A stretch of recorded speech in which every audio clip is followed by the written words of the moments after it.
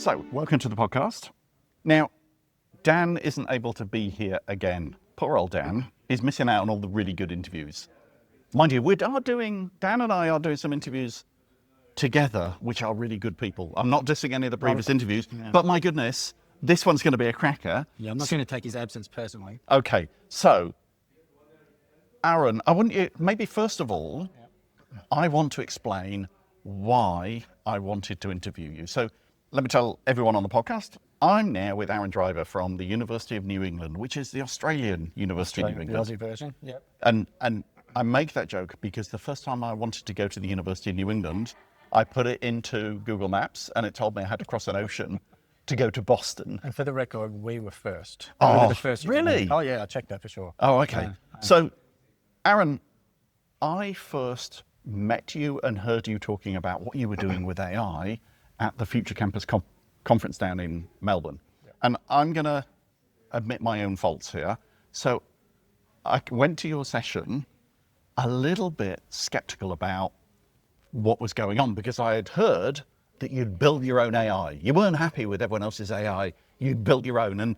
And generally, my approach to that is often it's like, well, is it really worth the investment given that we're in a experimental stage with AI? So I came into the session with not an empty mind. I actually came in with a kind of quite, I'm going to call it cynical, as cynical as I get, but a questioning mind. By about 20 minutes in, I think you'd knocked a little bit of the other AI models and started to explain what you're doing. And I still had questions. And then, my goodness, you started to show us what you had made possible for staff at UNE with what you had built. And by the end of the session, it was, oh my God, this is amazing. I hadn't expected the story that you told there. And I think it was the first time you told the story publicly. Yeah, it was our first outing. And so straight onto my list of, oh my God, we need to get you on the podcast. Yeah, great. So thank you so much for agreeing to come on the podcast. That's a pleasure. I am really, really interested in your story. So maybe the first thing you can tell us is, what have you done? What does AI mean to you, and what does it mean to what you've done in the university? I'm the director of Lab Next 70, which is our AI innovation, applied AI and innovation hub at the university. And our Vice Chancellor, Professor Chris Moran, made a decision very early on to separate the AI function out from the traditional IT functions at the university. Yep. And the thinking is innovation will move quicker in a more lean and agile thing. So we built this lab as a startup and went to the races, so to speak. And just a little bit of the background of UNE. I remember the first time I visited UNE campus, which was maybe 10 years ago. Yeah. And I met with the Vice Chancellor then. I got this eye-opening moment that UNE as a university was generally serving distance learners. Yeah. I think I remember learning that your campus is in kind of the middle of nowhere in New South Wales, like way away, like 4 hours drive from Sydney. We're exactly halfway between Sydney and Brisbane, so like 6 Right. hours each way. Okay, Yeah. but you had more students in Western Sydney than Western Sydney University did, because you traditionally started as a university that a lot of its focus was students that had left the workforce, maybe to have kids, Yep. and then were coming back to the workforce, and there was a lot of distance-based learning. So in my head, it was, well, UNE is set up to be the university for online learning, Yep. but it didn't really capture that space So, initially. Yeah, so that predates my time. We were the first university in Australia to do distance education. So Robert Madgwick, our founder, pioneered that. Then we were actually the first university in Australia to do fully online degrees, where you could do a degree fully online. So we consider AI the third big challenge historically for this university. Right. We want to be first and a leader in this space as well. That's part of our story, I guess. But you're right, our average student is 35-year-old mother of 2 in Parramatta. Right. If you distill it down. Okay. So 85% of our students, mature age, working online with families and mortgages and all the life pressures that come with that. Right, so it's not the year 12, then I go on to university as the core. It's people that are juggling life with study. Life load is probably the biggest challenge that our students have, and they have a low study intensity. They only do 1 or 2 units a trimester as a result, which has its challenges for us to run a university where we're supporting that many students with that lower load. So we have a whole bunch of challenges around our equity cohort, which is massive, and around the fact that most of our students are actually working professionals. So it strikes me then as a really interesting choice for you to go gung-ho with that kind of profile, to go gung-ho into AI is the way to go.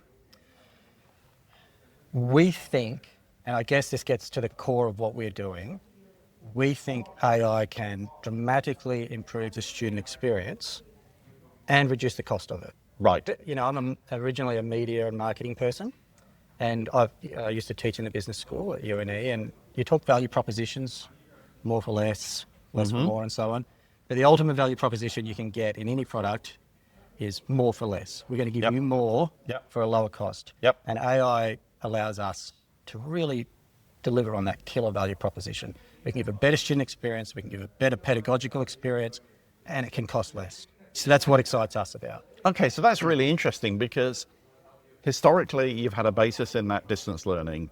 You've then got a perception about AI being a route to deliver more. So then what's the journey? Okay. So if you put all the pieces together, we started out with Cogniti from UC, and Danny.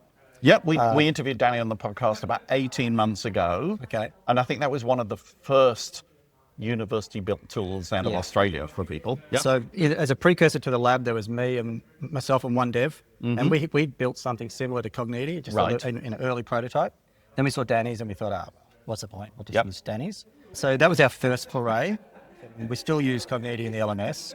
Once the lab was established, though, we went with the full Madgwick enterprise platform, which we can talk about, and how we've implemented that.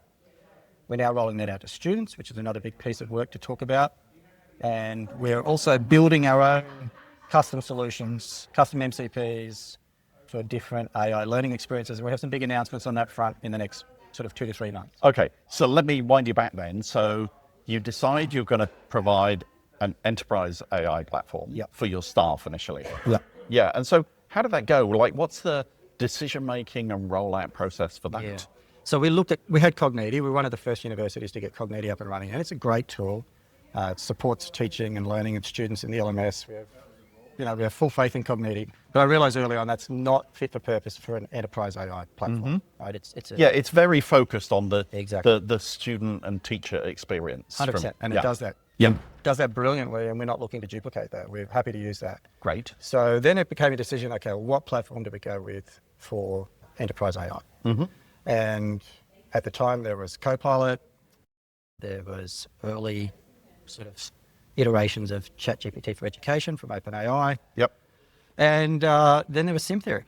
So SIMTheory is a platform built by Newcastle developers, 2 brothers, Chris and Mike Sharkey. They have a big SaaS company in San Francisco, but they're back in Australia now. This is their AI platform. I had my staff using it in the retail version, and we were very impressed with it. And when they announced that they were launching or trialing an enterprise version of that platform, I literally got in the car and drove down the mountain, and we became their first enterprise customer. We've helped them build and roll out the tool. I mean, they're doing the building. We're giving them the feedback and the use and the shared experience of developing an enterprise platform with them. And it's available now to other enterprises. We're just the first. And I took Chris Moran, our VC, and my boss, Neil Durrant. We all went down to Newcastle, signed an MOU with them. We're their official training partner. Right. So that's all part of their being on the ground floor with them, I guess. Okay, so at its core, what is SIMTheory? Because it sounds, when I first saw it, it's like, oh, this is like ChatGPT and Copilot and other things. And then you started tweaking things inside it that made me realize it was so much more. But, what is it at its core when a member of your staff goes to SIMTheory or Madgwick? It's white labeled as Madgwick, which is our founder. So most people at UNE probably don't even know the name SIMTheory. Right. To them, it's like Madgwick. So they just go to the Madgwick site. And what do they see? Okay. It's similar to ChatGPT in that you get a chat window, but that's where the similarities end, basically. So for starters, the platform is multi-model. So we can give our staff access to all the models from OpenAI, all the GPT-5s and whatnot. We can give them access to all the Claude models from Anthropic and all the Gemini models from Google. We also have access to all the Meta open source models and pretty much any other model on the planet. We can give it to staff if we choose. Let me just understand why that's important, because I know that in the days when OpenAI allowed you to pick the models, 99% of people never went and selected that. Yep. But I know when I'm talking to people around different parts of a university, for example, I'll meet people that have no idea about models and they just want to type in the box. Yeah. And then I'll have a conversation with a researcher who goes, oh, well, Claude is the tool I want to use. Yes. Or oh, I need Gemini because it does this thing. Yeah. So you've got this specialist group around the university that have a better understanding of AI, and you're trying to meet all of those needs with one platform. Yeah, so I would say our staff have gotten on top of the model selection. So we have 85% of our staff using the platform daily. Yep. So that's, I would argue. Well, hold on.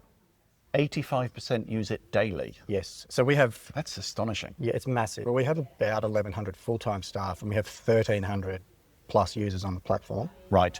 Our staff are exchanging about 130,000 messages with their AI assistants on a rolling 30-day average. And our staff have created over 3,000 AI assistants, which are now embedded in their workflows across the enterprise. Right. So we've got this phenomenal take-up in 8 months. Okay, so the agent bit is, this is like custom GPTs or Copilot agents, which is, I can get it to do this job on a repeated basis.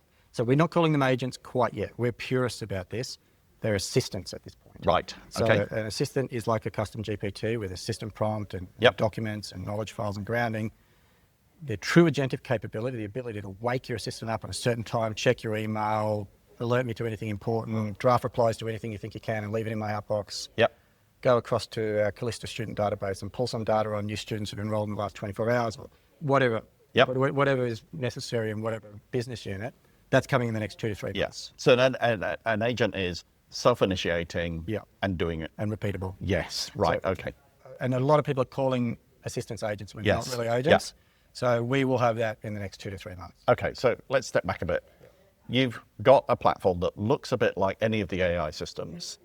Your users can then go, I want to use this specialist model to do something. Yes. And they would start the same way we all started with AI, which is, I'm going to type something in. Yeah. And I'm going to ask you a question. So our staff know that if you want something quick and fast, you might use Gemini Flash. If you've got hundreds of thousands of words of text you need digested and analysed, you would use Gemini Pro 2.5 because it has a 1 million token context window, which is 700,000 words or so. Yep. Some staff will choose to use Claude because they like the way it's tuned and the personality. It's very interesting. We can see in the back end what models our people are using. Yes. When given the choice, Yep. the vast majority of our staff choose Claude and Gemini. They don't use Right. ChatGPT at all. Like Yep. only about 15% of use is Right, ChatGPT. okay. Which is one of the criticisms, I guess, I have of Copilot and ChatGPT for education as an enterprise offering is you're pretty much locked into a single set of models from OpenAI, and I don't believe they're even close to making the best models anymore. So we think that the ability to choose models is a massive differentiating factor for us. Okay, so let me ask then about how do you get your users to understand that bit? Yeah. Because if most users have never used a model selector, Yes. you're into a journey which is, oh, I'm going to give you a tool Yep. that can do AI things, Yep. technical phrase. Then you're going to add the extra bit, which is now we're giving you access to models. How do you explain that to people in a way that makes sense to them? So, as the official training partner, we've launched a SIMTheory Academy, which is SIMTheoryAcademy.ai. So you're welcome to go, any of your listeners are welcome to go there, sign up for free. And we've only got 2 courses up so far. But the AI Quick Wins course will take anyone from pretty much beginner to confident AI user in an hour on this platform. Right. So we have the training piece. We have all the regular change management stuff, communities of practice, newsletters, and anything, all of that sort of ADCAR awareness, design knowledge stuff that you would do with a change management program. Yep. But we just generally keep the channels of communication open. A new model comes out and we say, well, this is what we recommend for tool use and MCP use. Because that's probably the other thing we should touch on. In addition to model choice, we have now in the last 2 months or so introduced MCP choice. Yep. So that's a technical term that some of your listeners may or may not be familiar with. I don't think it's something we've talked about at length on the podcast. So Okay. MCP, just explain what MCP is, So, yeah. and then what does it do? Yeah, so MCP stands for Model Context Protocol.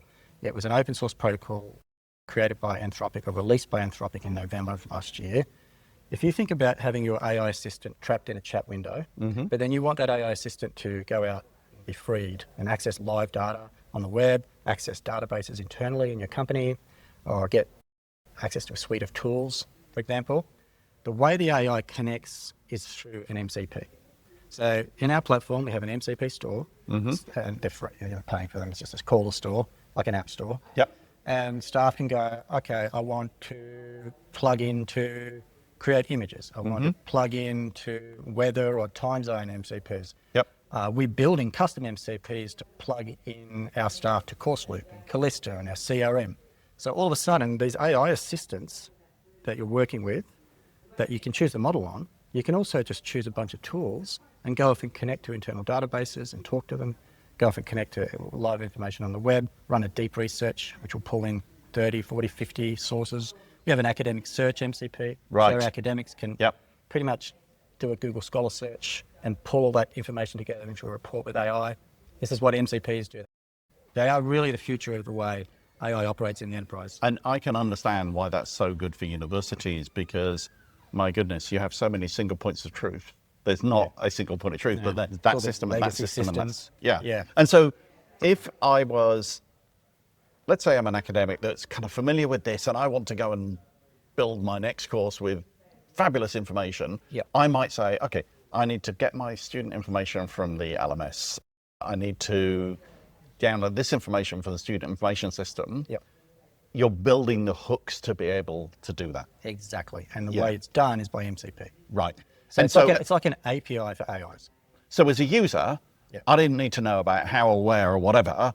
I just need to go, oh, I want the connector for the LMS, and then I'll provide some login or whatever to be able to go and get the data that I've got access to. Exactly. And the platform has shareable assistants or shareable agents. So we'll build an assistant that can do all of these things, and we'll attach the correct MCP connectors to it, and then share that with staff. So staff don't even have to need to build the assistant. They just start talking. So I'm thinking about an example. So I've got an online course for AI, Yep.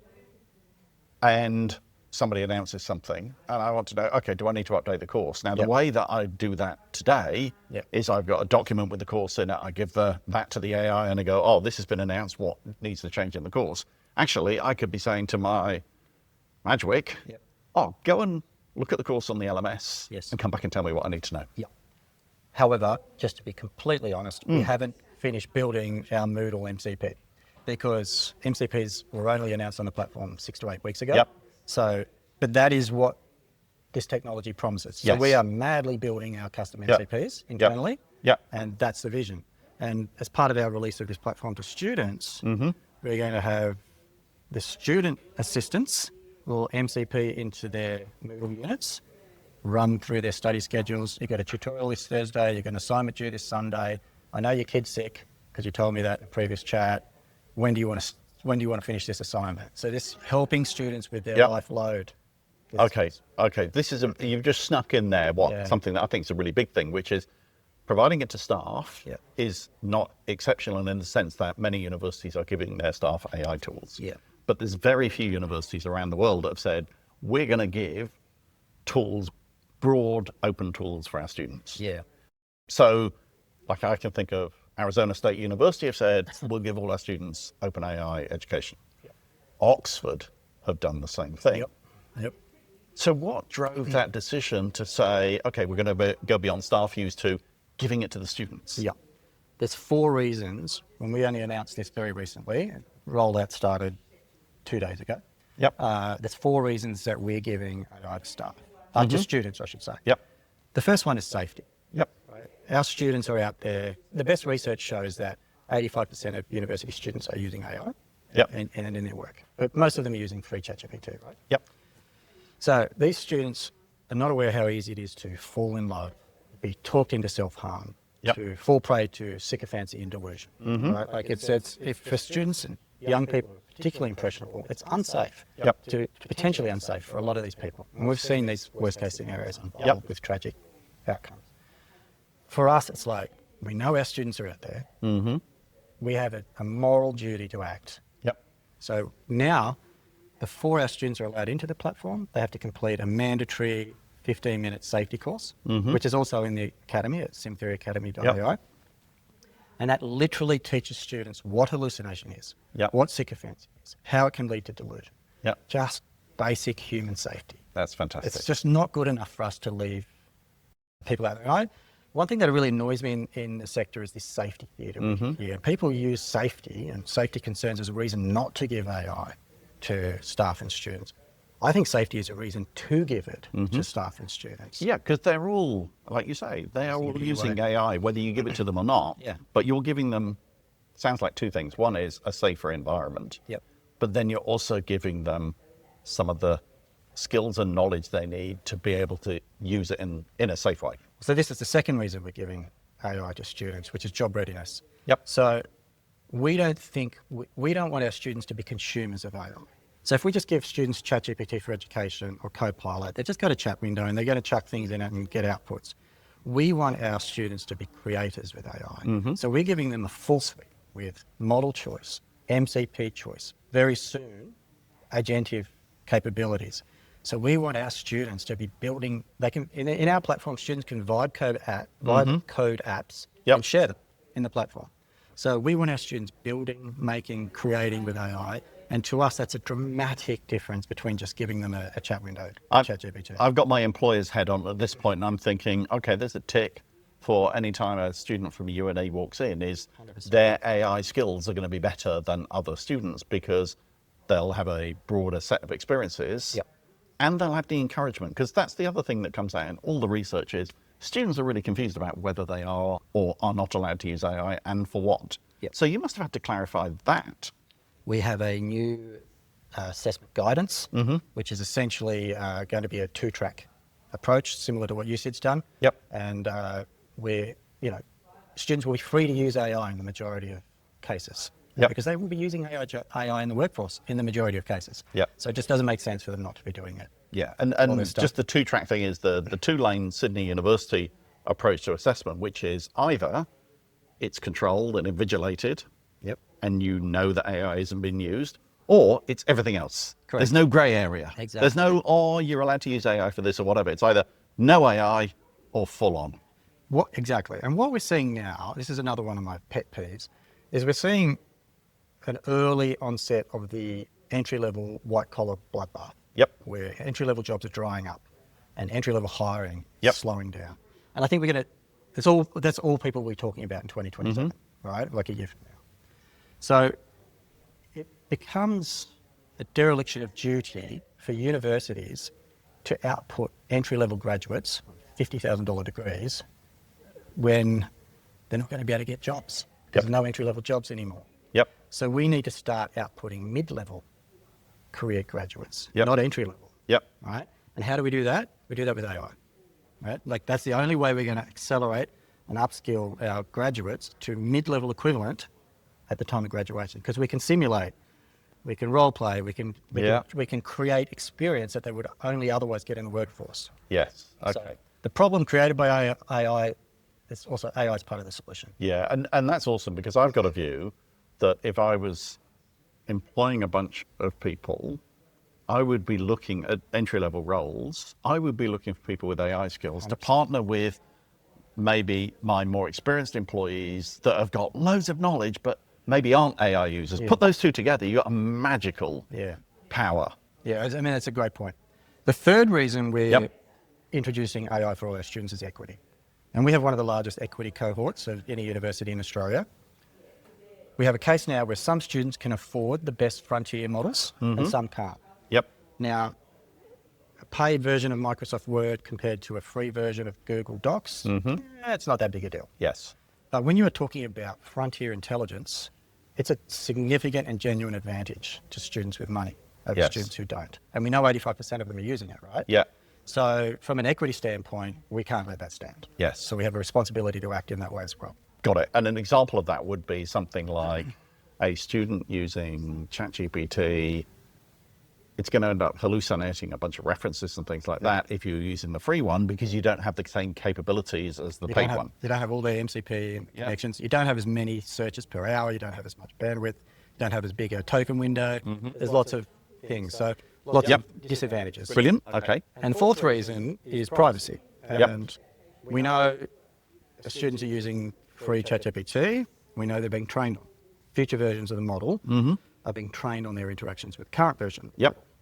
Now, what OpenAI is doing here puts Facebook in the early 2000s to shame, right? The AIs are training on how our students think, how they learn, how they feel, how they view the world, okay? How they work. This is so intimate and so incredibly granular that the amount of data that OpenAI is capturing on our students. So for us just to go, oh, we can't act, we've got to take our time here. Meanwhile, they're being trained on. It's something that Dan and I talk about on the podcast. A huge amount is about having the right tools with the right privacy settings. And most people never go in, like they don't select the model, they never go in and change their privacy settings on any tool. So, they don't go in and click the do not train on my data. For me as an individual, I think, well, what does it really matter? But you're right, when you get in that bulk, suddenly you know how people are thinking. Right.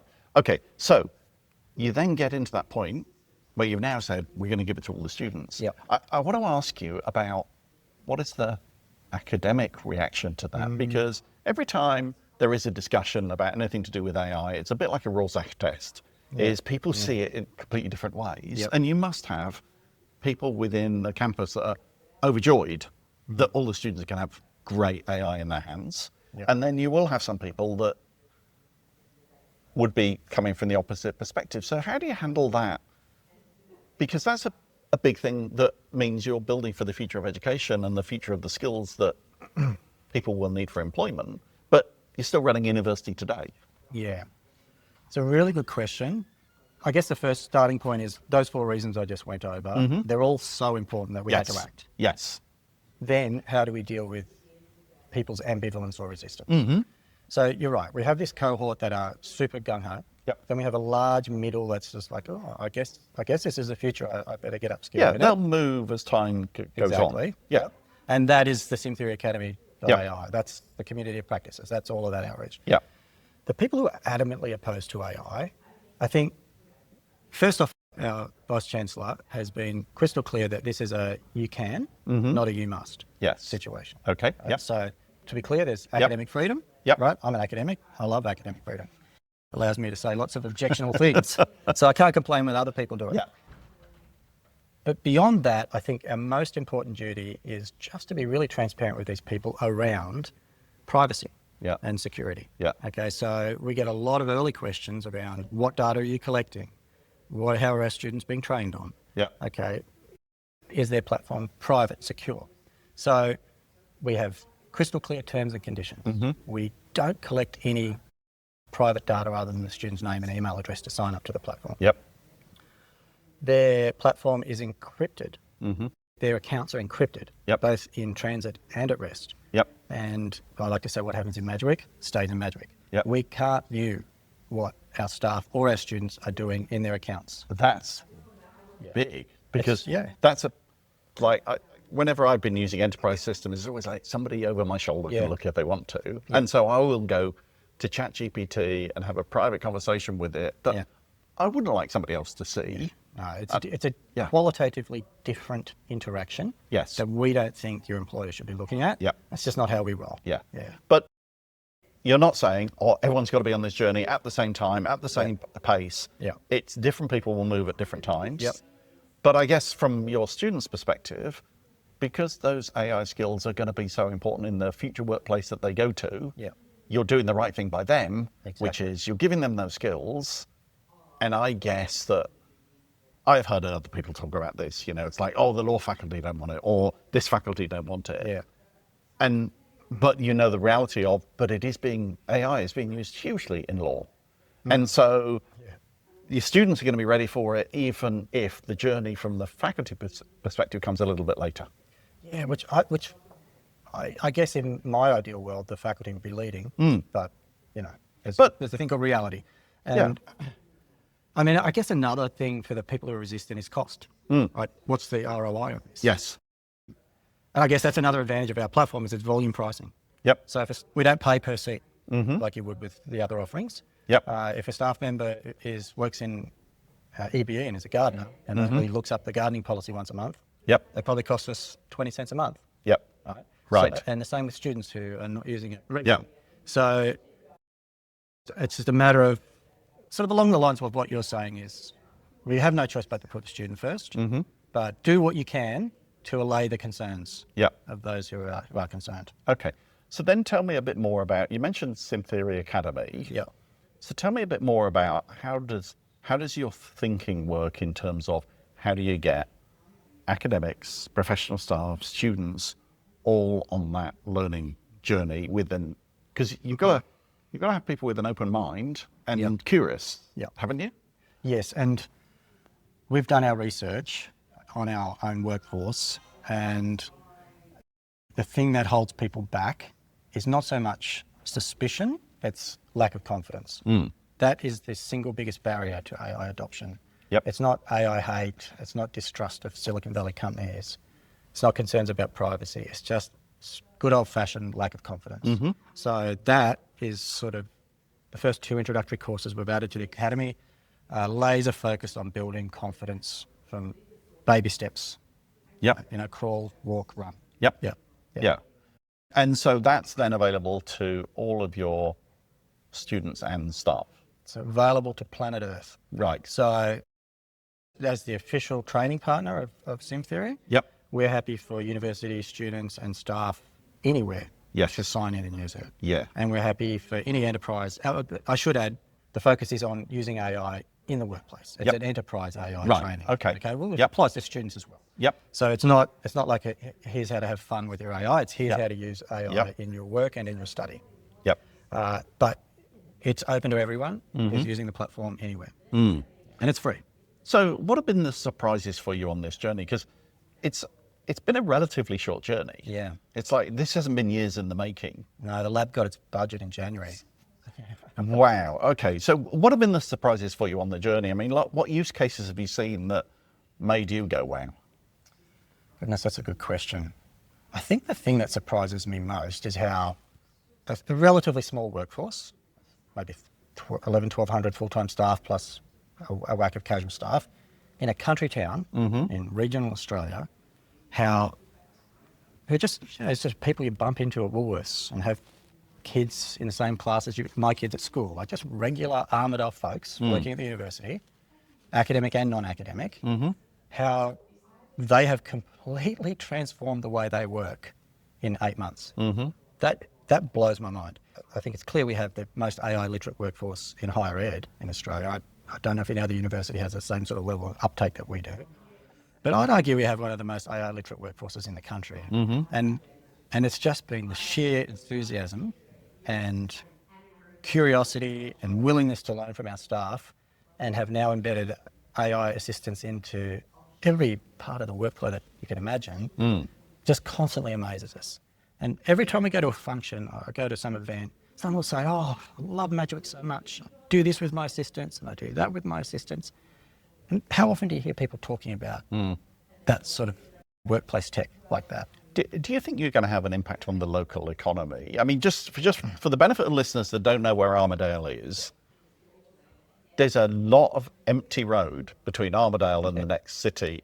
I mean, the next city would be Tamworth, which hour 20. A lot of emptiness. I remember going to Tamworth and seeing the giant guitar. You haven't got a giant in. We don't have Armidale. a giant anything in Armidale. But then it's like another 5 hours before you get to Sydney. So it's a lot of emptiness, and so you'll be surrounded by rural industries, farmers, stuff like that.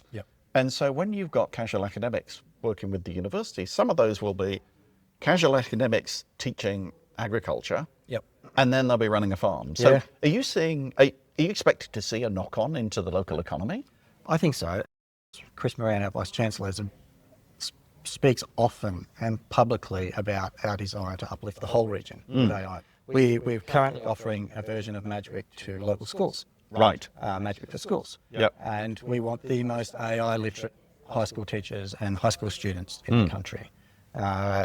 It's tricky to roll it out to local businesses because it's just really labour intensive, dealing with lots of small businesses. But we're doing our best in that area. We see ourselves as it's the terminology gets thrown around about being a pillar institution in the region.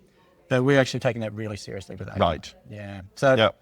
flow-on effects, I think it's hard to say because we don't know what the longer-term effects of AI will be on the workforce. Yep. We don't know how large job losses will be, or maybe they don't happen at all. Maybe people being creative with AI generate so much extra economic activity, we don't get large-scale job losses.